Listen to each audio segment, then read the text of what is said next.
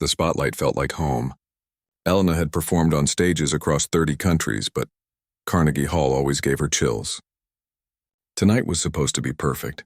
She wore the emerald gown her fiancé picked out last month, and every seat in the house was sold out. Her fingers danced across the keys as she played Rachmaninoff, the piece that made her famous 5 years ago. Then she saw them.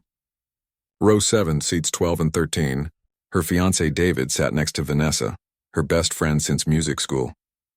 His hand rested on Vanessa's knee. They were laughing at something on her phone, not even watching the performance. Elena's fingers fumbled. She'd never missed a note in a live performance. Never. But now her hand shook as she watched David lean over and kiss Vanessa's cheek. The piano went silent. 2,000 people stared at her. Elena stood up, her legs barely holding her weight. The room started spinning. She heard someone shout her name. Then everything went black. When Elena opened her eyes, she expected to see a hospital ceiling. Instead, she found herself staring at water-stained paint and a flickering light bulb.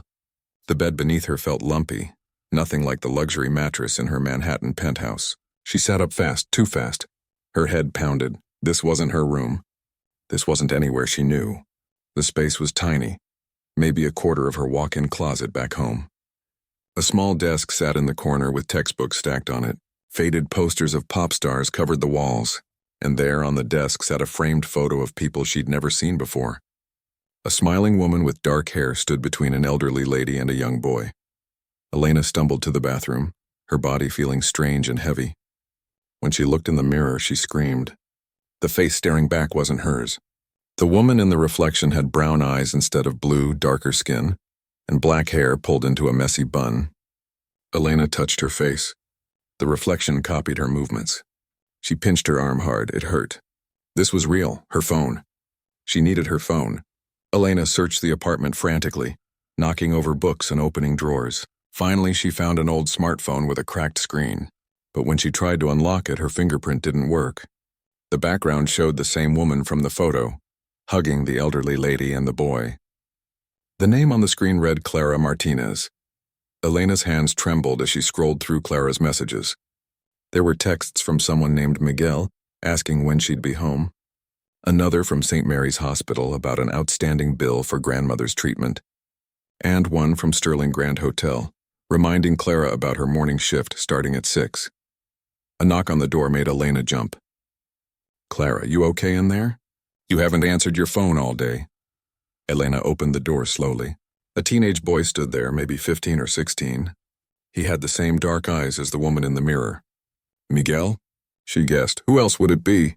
The boy looked worried. "You've been sleeping for 2 days straight. We thought you were sick. Abuela wanted to call a doctor, but you know we can't afford it." 2 days? Elena had been unconscious for 2 days? And where was her real body? What happened to the real Clara? Her mind raced with questions she couldn't ask this boy. "I'm fine," she said, her voice sounding foreign to her own ears. "Just tired from work?" Miguel didn't look convinced, but he nodded. "Well, Mrs. Patterson called. She said if you miss another shift, you're fired." She sounded really angry. After Miguel left, Elena found Clara's work uniform hanging in the small closet, a plain gray dress with a white apron. She'd never worn anything like it in her life. As she changed, she noticed Clara's hands. They were rough with calluses and small scars. So different from her own perfectly manicured pianist hands. Except these were her hands now, weren't they? The Sterling Grand Hotel was the kind of place Elena had stayed in dozens of times. Marble floors, crystal chandeliers, doormen in fancy uniforms. But she'd never entered through the service entrance before. The basement hallway smelled like bleach and old carpet. Other workers rushed past her, none of them making eye contact. "Clara Martinez," a stern voice echoed down the hallway. A woman in her 50s marched toward Elena, clipboard in hand. 2 days absent without proper notice. "Do you have any idea how short-staffed we've been?" "I'm sorry, Mrs. Patterson, I was sick." "Sick? Everyone's sick. Everyone has problems. But the rooms don't clean themselves." Mrs. Patterson shoved the clipboard at her. "You're on floors 15 through 20 today, and you better not mess up like last time. I still have complaints about room 1847. You left streaks on every mirror." Elena wanted to say she'd never cleaned a mirror in her life, but she kept quiet. Mrs. Patterson handed her a cart loaded with supplies and walked away without another word. The first room took Elena 45 minutes to clean. Everything that seemed simple when someone else did it turned out to be complicated. The hospital corners on the bedsheets kept coming undone.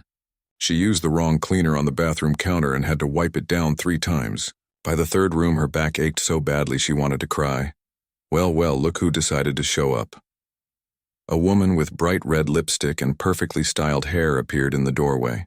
Her name tag read Victoria Kane, Senior Housekeeping. Heard you were sick, Clara. Funny how you're always sick when there's hard work to do. I really was sick, Elena said quietly. Victoria laughed, a mean sound that echoed in the empty room. Sure you were. Just like you were sick last month when we had that big conference. You think you're special because you're young? We all work hard here. Some of us just do it without complaining and missing shifts. 2 other maids appeared behind Victoria, both giggling. Elena felt her face burn with embarrassment. In her old life, people praised her. Critics wrote articles about her talent. Orchestra conductors fought to work with her. Now she couldn't even clean a hotel room without being mocked. That evening, Elena's whole body hurt. Her feet had blisters from the cheap shoes. Her shoulders ached from pushing the heavy cart. She'd never known physical labor could be this exhausting. As she walked through the hotel's empty corridors, she heard music. Piano music. She followed the sound to an old ballroom on the 3rd floor. The double doors stood slightly open. Inside, dust covered the furniture and cobwebs hung from the chandelier. But in the center of the room sat a grand piano, old but beautiful. Elena's fingers tingled. She knew she shouldn't. This wasn't her piano, and she was supposed to leave after her shift ended. But she couldn't help herself. She sat down on the bench, positioned her hands over the keys, and began to play. The music poured out of her, all the confusion and fear and anger of the past 3 days. These weren't Clara's hands, but they remembered every lesson, every performance, every hour of practice. For the first time since waking up in this strange life, Elena felt like herself again. The piano didn't care what body she lived in. The music was still hers. She didn't notice the man standing in the doorway watching her with tears in his eyes. Alexander hadn't cried since his father's funeral 3 months ago. He'd learned early that CEOs don't show weakness. His board of directors was already questioning his ability to run Sterling Hotels at 32. Any sign of emotion would give them ammunition to push him out. But standing in that doorway, listening to the mysterious Maid play piano, tears rolled down his face. The music reminded him of his mother. She used to play for him every night before bed, back when life was simple, back when the company wasn't drowning in debt and his family wasn't falling apart. He stepped into the ballroom, his footsteps quiet on the dusty floor. The woman at the piano had her eyes closed, completely lost in the music. She played like someone who'd lived 1,000 lives, each note filled with pain and longing. This wasn't background music from someone who took a few lessons. This was art. Elena felt his presence before she saw him. She stopped playing mid-phrase, her hands freezing over the keys. When she turned around, her heart nearly stopped. The man standing there wore an expensive suit that probably cost more than Clara's monthly rent. His dark hair was messy, like he'd been running his hands through it. But it was his eyes that caught her attention. They were red and tears stained his cheeks. "I'm sorry," Elena said quickly, standing up so fast she almost knocked over the bench. "I know I'm not supposed to be here. I heard the piano and I couldn't help myself. I'll leave right now. Please don't tell Mrs. Patterson." "Wait." His voice was soft but commanding. "Don't go." That was beautiful. Where did you learn to play like that? Elena's mind went blank. She couldn't exactly say she'd spent 20 years training at the world's best music schools. "My mother taught me," she lied, remembering something she'd read in Clara's diary about her mother loving music. "A long time ago?" Alexander moved closer, studying her face. "You're new here, aren't you? I don't remember seeing you before." "I've been working here for 8 months, Elena said, which was true for Clara. "But I work in housekeeping. We don't usually run into hotel guests. I'm not a guest. I'm Alexander Sterling. I own this hotel." Elena felt her stomach drop. Of course. She'd seen his face in business magazines back in her old life. The young CEO who inherited his father's empire. She'd even performed at one of his hotels in Singapore last year. But he'd never attended the performance. And she'd never met him. "I'm so sorry. Mr. Sterling, I really should go." Elena tried to move past him, but he stepped in her way.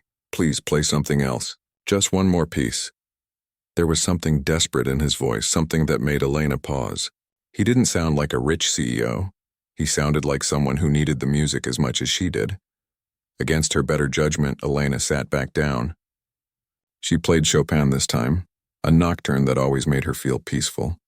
When she finished, she looked up to find Alexander sitting in one of the dusty chairs, his eyes closed. "Thank you," he whispered. "I haven't felt this calm in months." Before Elena could respond, her phone buzzed. A text from Miguel asking when she'd be home. It was already past 11. "I really have to go. My family's waiting." This time, Alexander didn't stop her. But as she rushed out of the ballroom, she felt his eyes following her. The next morning, Elena overslept. She'd been dreaming about her old life, about stages and applause and the weight of her real hands on piano keys. Miguel had to shake her awake 3 times. "Clara, you're going to be late again," he shouted. "What's wrong with you lately?" Elena threw on her uniform and ran to the hotel, skipping breakfast. She made it to the service entrance with 2 minutes to spare. Victoria was already there, smirking. "Cutting it close, aren't we?" Victoria examined her nails, which were painted blood red. "Mrs. Patterson is looking for you. Something about the VIP floor needing extra attention today." The VIP floor meant more work and pickier guests. Elena grabbed her cart and headed to the elevator, her stomach growling. She'd cleaned 3 rooms when she noticed something strange. A man in a business suit kept walking past the room she was working in. The 3rd time he passed, she recognized him. Alexander Sterling. Was he following her? The thought seemed ridiculous. Why would a billionaire CEO follow a maid around his own hotel? But every time she moved to a new room, he appeared nearby, pretending to check something on his phone or talk to hotel staff. During her lunch break, Elena hid in the staff room, eating the sandwich Miguel had packed for her. Victoria and 2 other maids, Rachel and Diana, walked in, their voices loud and gossipy. "Did you hear? Mr. Sterling broke up with that model girlfriend of his," Rachel said, her eyes wide with excitement. "About time," Victoria replied. "That woman was awful. Treated us like dirt. Remember when she threw a water glass at me because it had ice in it? But I heard she's coming back," Diana added. "Apparently she's not ready to give up on him. She's staying at the hotel this weekend," Victoria laughed. "Good luck to her. Mr. Sterling barely notices anyone these days. All he does is work and look miserable." Elena kept quiet, pretending to be very interested in her sandwich. She didn't want to think about Alexander Sterling or his ex-girlfriend or any of it. She had enough problems figuring out how to be Clara. That afternoon, everything went wrong. Elena was cleaning room 2156 when she accidentally knocked over an expensive vase. It shattered across the marble floor. Before she could even start cleaning it up, the room's occupant walked in. A tall woman with perfect blonde hair and a face Elena recognized from fashion magazines. "Alexander's ex-girlfriend, what have you done?" The woman shrieked. "That vase cost more than you make in a year. You clumsy idiot." "I'm so sorry," Elena said, kneeling to pick up the pieces. "I'll pay for it." "I'll pay for it with what?" "Your pathetic maid salary." The woman pulled out her phone. "I'm calling Alexander right now. You're going to be fired." Elena's hands shook as she picked up the broken glass. A piece cut her finger, blood dripping onto the white carpet. This would definitely come out of Clara's paycheck. Money that Clara's grandmother needed for medicine. Money that Miguel needed for school. "Melissa, what's going on?" Alexander's voice came from the doorway. He looked at the scene, his eyes moving from the broken vase to Elena's bleeding hand to Melissa's angry face. "This incompetent maid broke my vase," Melissa said, her voice dripping with fake sweetness. "The one you gave me last year, remember? I brought it here for sentimental reasons." Alexander's jaw tightened. "That wasn't your vase, Melissa. It belongs to the hotel. And if I remember correctly, you broke up with me, so there's nothing sentimental about any of it." Melissa's face went red. "Alexander, you can't be serious. You're taking her side over mine?" "I'm not taking sides. I'm stating facts." He turned to Elena, his expression softening. "Are you okay? Your hand is bleeding." Elena nodded, not trusting her voice. Alexander pulled a handkerchief from his pocket and handed it to her. Their fingers touched for a moment, and Elena felt electricity run through her arm. "Get back to work," Melissa snapped at Elena, "and stay away from my rooms." After Elena left, she could hear them arguing in the hallway. She didn't wait to hear what they were saying. She just wanted this day to be over. That night, Elena returned to the abandoned ballroom. She needed the piano, needed to feel like herself again. But when she opened the door, she found Alexander already there, sitting at the piano bench. "I was hoping you'd come back," he said, standing up. "I've been thinking about your music all day." "About you," Elena's heart raced. "Mr. Sterling, Alexander. Please just call me Alexander." He gestured to the piano. "Will you play for me again?" "I'll pay you if that makes it easier. Consider it a private concert." "I don't want your money," Elena said quietly. "I just want to play." Something shifted in Alexander's expression. He smiled, a real smile that made him look years younger. "Then play." "I'll just listen," and she did. For the next hour, Elena played everything she could remember. Classical pieces, modern compositions, even a jazz standard her mother used to love. Alexander sat in the darkness listening. When she finished, neither of them spoke. They didn't need to. The music had said everything. The hotel was chaos. Elena had never seen the staff move so fast. Flowers arrived by the truckload. Chefs shouted orders in the kitchen. Even Mrs. Patterson looked stressed, which Elena didn't think was possible. "Listen up, everyone," Mrs. Patterson announced during the morning meeting. "Tonight is the annual Sterling Charity Gala. 500 guests, including senators, movie stars, and business moguls. Everything must be perfect. One mistake and you're all looking for new jobs." Victoria raised her hand. "What about the entertainment? I heard the Pianist canceled." Mrs. Patterson's face went pale. "That's being handled. Mr. Sterling is making calls. Now get to work. Those ballrooms won't decorate themselves." Elena spent the morning polishing every surface on the third floor. Her mind kept drifting to the piano in the abandoned ballroom. She and Alexander had met there every night this week. They didn't talk much. She would play and he would listen. Sometimes she'd catch him watching her with an expression she couldn't quite read. It scared her how much she looked forward to those hours. "Clara!" Rachel grabbed her arm, pulling her from her thoughts. "Did you hear? Mrs. Patterson is asking if anyone can play piano." The backup pianist they called also canceled. Some kind of emergency. Elena's heart started racing. "What kind of piano playing?" "Just background music during dinner. Nothing fancy. But nobody's volunteering because Victoria told everyone that Mrs. Patterson will fire whoever messes up." Rachel lowered her voice. "Between you and me, I think Victoria wants the gala to fail. She's still mad that Mr. Sterling didn't promote her to head housekeeper last month." All afternoon, Elena wrestled with herself. She could play circles around any background pianist. But revealing her talent meant risking questions she couldn't answer. What if someone recognized her style? What if— "Attention, staff." Mrs. Patterson's voice crackled through the intercom. "We still need a pianist for tonight. If anyone, and I mean anyone, can play basic dinner music, report to my office immediately." Elena made her decision. She found Mrs. Patterson in her cramped office, surrounded by papers and looking like she might cry. "I can play piano," Elena said from the doorway. Mrs. Patterson looked up, her eyes narrowing. "Clara, you play piano?" "My mother taught me. I'm not a professional, but I can handle background music." "Do you have any idea how important this event is?"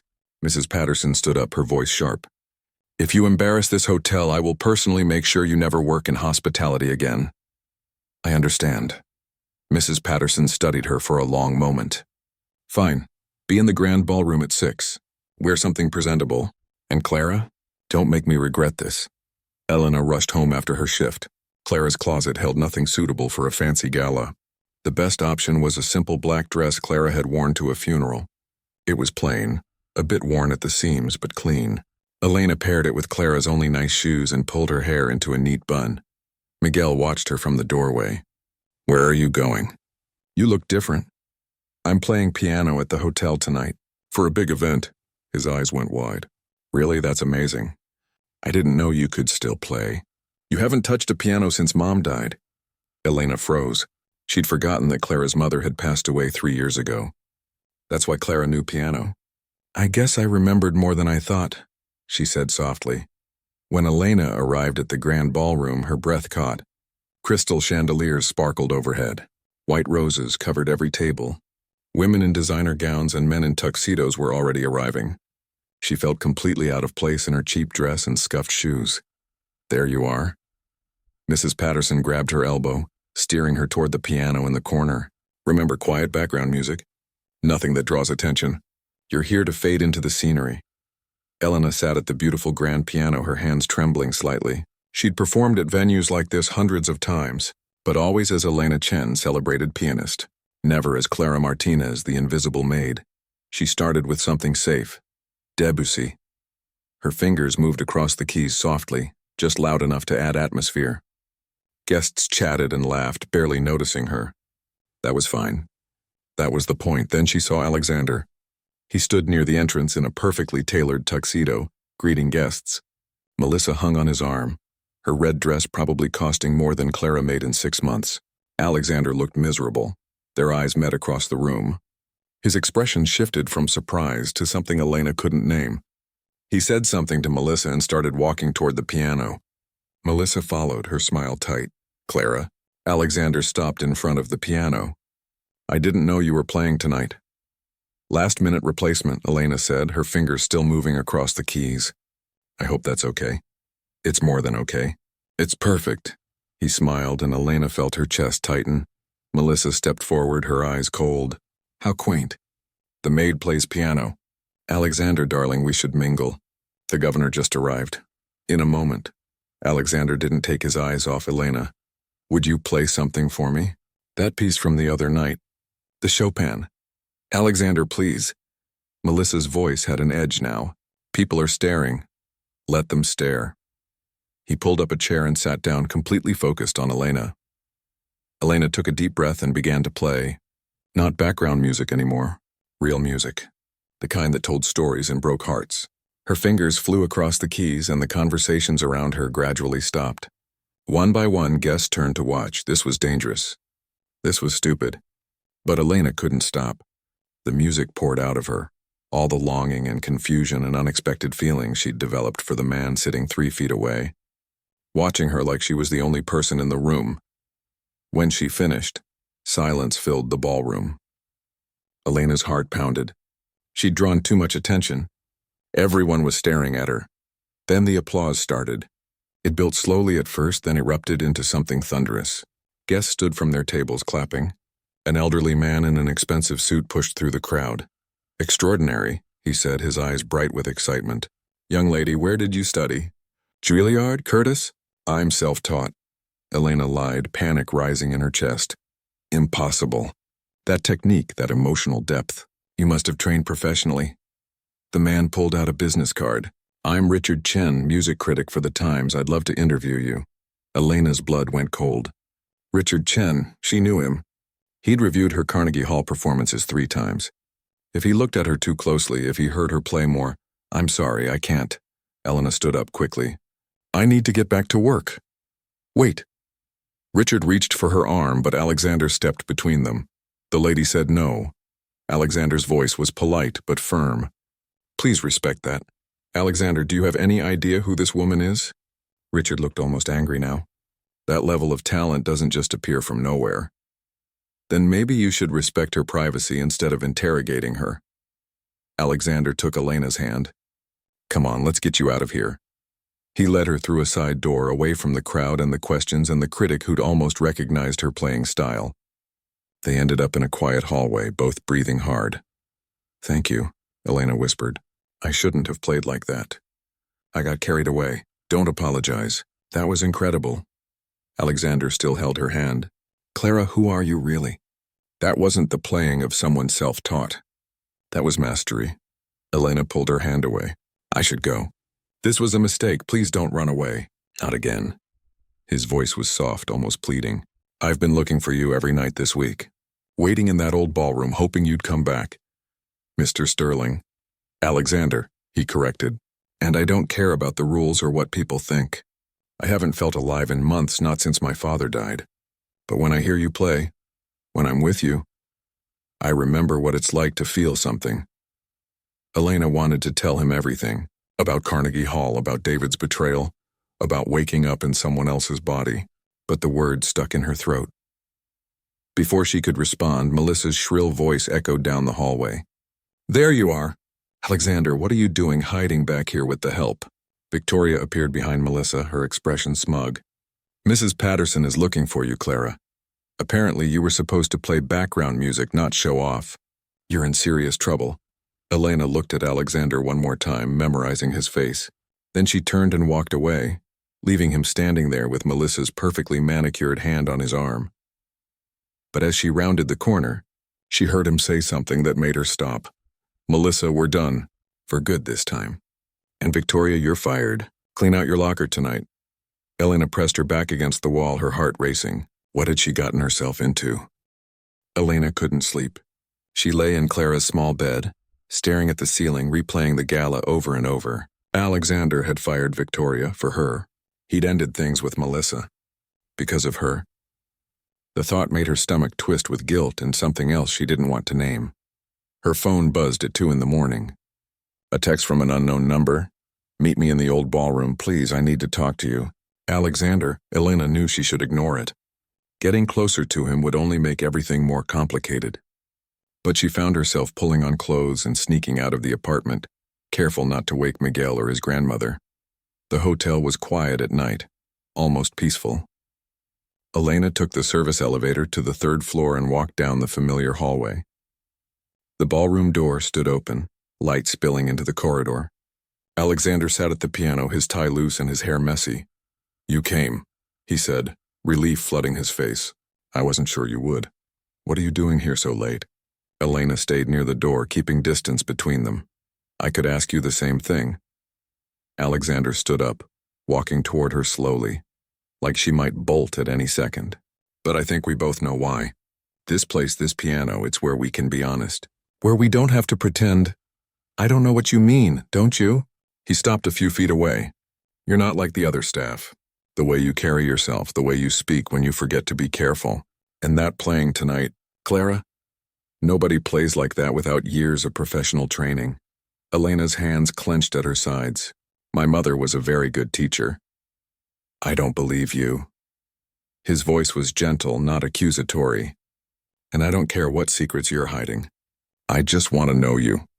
The real you." Before Elena could respond, Alexander's phone rang. He glanced at the screen and sighed. "I'm sorry I have to take this. It's the board." He stepped into the hallway, his voice dropping to a tense whisper. Elena moved to the piano, running her fingers over the keys without pressing them. She could hear fragments of Alexander's conversation. Words like inappropriate and reputation and damage control. Her stomach sank. The board had already heard about tonight. When Alexander returned, his face was tight with anger. "They want me to fire you. They say your performance drew too much attention, that it's inappropriate for hotel staff to fraternize with management, that it makes me look weak. Then fire me." The words came out harder than Elena intended. It would make things easier. Easier for who? Alexander moved closer. "I told them no. I told them you're talented and deserving and that I won't fire someone for being excellent at what they do." "Alexander, you barely know me. Why are you risking so much?" "Because you make me feel something I thought I'd lost." He reached out, his hand hovering near her face but not quite touching. "When my father died, I inherited an empire I never wanted. Every day is meetings and problems and people telling me I'm too young, too inexperienced. But when I hear you play when I'm with you, I remember who I was before all of this. You make me feel human again." Elena's throat tightened. "You shouldn't say things like that." "Why not?" "Because you're a maid and I'm a CEO? Those are just labels. They're not who we really are." Alexander's hand finally touched her cheek, gentle and warm. "Tell me you don't feel this too. Tell me I'm imagining it." Elena couldn't lie, "Not about this. I feel it. But that doesn't mean we can act on it. Your world and mine, they're too different. Then let me help change that." Alexander pulled a business card from his pocket. "Richard Chen called me 3 times after the gala. He wants to sponsor you, get you proper training, help you audition for music schools." "I don't need—" Elena stopped herself. She was about to say she didn't need music school because she'd already graduated from the best one in the country. "I can't accept charity." "It's not charity. It's opportunity. You have a gift, Clara, a real gift. Don't waste it cleaning hotel rooms." The words stung, even though Alexander didn't mean them to. He had no idea that she'd already had everything he was offering. That she'd lost it all in one horrible moment. "I need to think about it," Elena said quietly. "Take all the time you need, but please don't disappear on me." Alexander's thumb brushed across her cheek. "I meant what I said. I don't care about the complications or what people think. I just want to be around you." Elena pulled away gently. "I should go." It's late. She left before he could stop her, but she felt his eyes on her back the whole way down the hallway. The next morning, everything changed. Elena arrived at work to find the staff room buzzing with gossip. Rachel grabbed her the moment she walked in. "Clara, you need to see this." Rachel shoved her phone in Elena's face. "You're all over social media. Someone had recorded her performance at the gala. The video had millions of views. Comments flooded in, most of them praising her talent. But some were cruel, calling her a social climber, saying she was using her looks to manipulate Alexander Sterling. "Mrs. Patterson wants to see you," Rachel whispered. "Right now," and she looks really angry. Elena's hand shook as she walked to the supervisor's office. But when she opened the door, she found Alexander there too, standing next to Mrs. Patterson's desk. "Shut the door," Mrs. Patterson said coldly. Elena obeyed, her heart pounding. "Mr. Sterling has made a very unusual request," Mrs. Patterson continued. "He wants you transferred from housekeeping to special events coordination. You'd be responsible for organizing musical entertainment for hotel functions." Elena's eyes widened. "What?" "It's a promotion," Alexander said, his expression carefully neutral. "Better pay, regular hours, and you'd get to work with music. It's a legitimate position. The hotel has needed someone in that role for months." "This is highly irregular," Mrs. Patterson said, her disapproval clear. "But Mr. Sterling is the owner. Clara, do you accept?" It was a trap, Elena realized. A golden trap. If she accepted, people would say she slept her way to a promotion. If she refused, she'd lose the chance to work with music every day and stay close to Alexander. "Can I have a day to think about it?" Elena asked. "No," Mrs. Patterson snapped. "We need an answer now. Other staff members need to know their schedules." Elena looked at Alexander. His face gave nothing away, but his eyes pleaded with her to say yes. "I accept," Elena heard herself say. Mrs. Patterson's lips pressed into a thin line. "Fine. Report to the events office on Monday. You're dismissed." Outside the office, Elena expected Alexander to follow her, to explain or celebrate. But he walked in the opposite direction without a word, pulled away by a phone call. The rest of the day passed in a blur. Other staff members congratulated her, but their smiles didn't reach their eyes. She heard the whispers. "Sleeping with the boss. Gold digger. Who does she think she is?" Elena was gathering her things at the end of her shift when Rachel approached, her expression serious. "Clara, I need to warn you about something. There's a couple checking in tomorrow. David Chen and Vanessa Lee. They're getting married here next month, and they're doing a final walkthrough of the penthouse suite."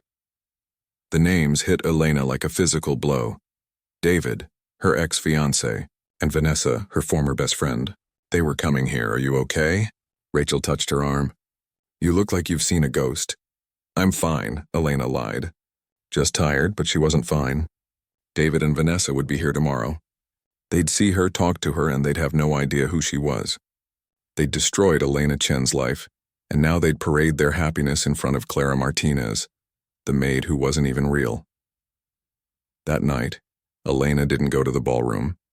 She sat in Clara's tiny apartment, holding the photo of Clara's mother and brother, and cried. She cried for the life she'd lost, for the life she'd stolen from Clara, and for the impossible situation she'd created with Alexander. Her phone buzzed. Another text from Alexander. "Where are you? I'm waiting. Please come." Elena turned off her phone. She couldn't face him tonight. Not when her past was about to collide with her present in the cruelest way possible. Outside, rain started to fall. Elena watched it streak down the window and wondered if she'd made a terrible mistake accepting that promotion. Wondered if loving Alexander Sterling was going to destroy whatever was left of her heart. The answer, she feared, was yes. Elena stood outside the penthouse suite, her hand frozen on the door handle. Inside, she could hear David's laugh. That same confident laugh that used to make her smile now made her feel sick. "You're Clara Martinez, the new events coordinator," she whispered to herself. "You don't know these people, they don't know you." She knocked and pushed open the door. David stood by the window in an expensive suit, while Vanessa examined fabric samples on the couch. They both looked exactly the same, happy, in love, completely unbothered by the life they'd destroyed. "Finally," Vanessa said without looking up. "We've been waiting 15 minutes. Time is money, you know." Elena's hands clenched. Vanessa had always been impatient, but she used to hide it better. I apologize for the delay. I'm here to discuss your wedding arrangements. David turned around, his eyes scanning her briefly before dismissing her as unimportant. We want everything perfect. This wedding is going to be featured in 3 major magazines. No mistakes. Of course, Elena said, her voice steady despite the hurricane inside her chest. Let's start with the ceremony music. For the next hour, Elena took notes while David and Vanessa talked about their perfect love story. How they'd been secretly in love for years but never acted on it until fate brought them together. They conveniently left out the part where that fate involved betraying someone who trusted them both. Oh, and we want a pianist for the reception, Vanessa said, flipping through her phone. Someone really good. I used to have this friend who was a concert pianist, Elena Chen. Maybe you've heard of her? Elena's pen froze on the paper. I don't follow classical music much. She was incredible, Vanessa continued, her voice taking on a sad tone that Elena knew was fake. But she had a mental breakdown during a performance and disappeared. So tragic. David and I tried to find her, but she just vanished. We did everything we could, David added, shaking his head. But some people can't handle pressure. Anyway, can you find us a pianist of that caliber? Elena wanted to scream. They'd tried to find her. They'd done nothing. They hadn't even attended her final performance because they were too busy with each other. I'll see what I can do, Elena said quietly. Is there anything else? Actually, yes. Vanessa finally looked at her properly. You look familiar. Have we met before? Elena's heart stopped. I don't think so. I've only been in this position for a few days. Must be one of those faces. Vanessa waved her hand dismissively. You can go now. Send the bill to David's assistant. Elena left the suite on shaking legs. She made it to the service stairwell before the tears came. She thought seeing them wouldn't hurt anymore. She was wrong. Clara? Alexander's voice echoed in the stairwell. He appeared below her, concern etched on his face. I saw you running. What happened? Nothing. I'm fine. You're crying. That's not fine. He climbed the stairs until he was standing right in front of her. Talk to me, please. I can't. Elena wiped her face roughly. You wouldn't understand. Try me. Alexander pulled out a handkerchief, the same one he'd given her when she cut her hand. I know something's been wrong since yesterday. You didn't come to the ballroom last night. You've been avoiding me all day. Elena took the handkerchief, not meeting his eyes. The couple in the penthouse, they're people from my past, people who hurt me badly. Then let me throw them out. I own the hotel. I can refuse service to anyone. Despite everything, Elena almost smiled. You can't throw out every person who's ever hurt someone. Watch me. Alexander lifted her chin gently until she had to look at him. Clara, I don't know what happened to you before you came here, but I know you're running from something. I can see it in your eyes when you play, in the way you flinch when people ask you questions. Alexander, I don't care, he interrupted. I don't care what secrets you're keeping or who you used to be. I only care about who you are now. And the woman I know is talented and kind and stronger than she realizes. Elena's throat tightened. What if I told you I'm not who you think I am? That everything you know about me is a lie? Then I'd say everyone reinvents themselves sometimes. Everyone gets a second chance. His thumb brushed away a tear on her cheek. Whatever you're hiding, it doesn't change how I feel about you. Before Elena could respond, footsteps echoed above them. Mrs. Patterson's voice called out, Mr. Sterling, the board members are here for your meeting. Alexander closed his eyes, frustration clear on his face. I have to go, but Clara, please think about something. Richard Chen wants to submit a recording of your playing to the International Piano Competition. The deadline is tomorrow. It could change your life. How would he submit it? I never agreed to anything. I recorded you. The night after the gala, Alexander looked guilty. I know I should have asked permission, but your talent deserves to be heard by the world. Will you let me send it? Elena should have been angry, but instead she felt something crack open inside her chest, a possibility she hadn't considered. What if Clara Martinez could succeed where Elena Chen had failed? What if she could rebuild everything she'd lost under a new name? "Okay," she whispered. "Send it." Alexander's face lit up. He kissed her forehead quickly, then ran up the stairs, toward his meeting, leaving Elena alone with her racing thoughts. 3 weeks later, Elena sat in Clara's apartment, staring at an email she'd read 10 times already. She'd been accepted to the international piano competition.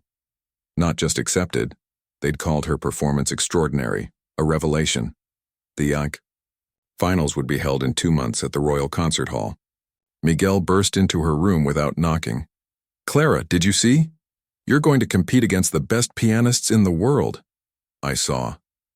Elena's hands trembled. The last time she'd competed internationally, she'd been Elena Chen, youngest winner in the competition's history. Now she'd be competing as Clara Martinez, unknown maid from nowhere. Her phone rang. "Alexander, did you get the email?" His voice bubbled with excitement. "I got it. And? Are you happy?" "This is incredible, Clara." "I'm terrified," Elena admitted. "What if I'm not good enough? What if I fail?" "Then you fail. But at least you'll have tried." Alexander's voice softened. "Listen, I need to tell you something.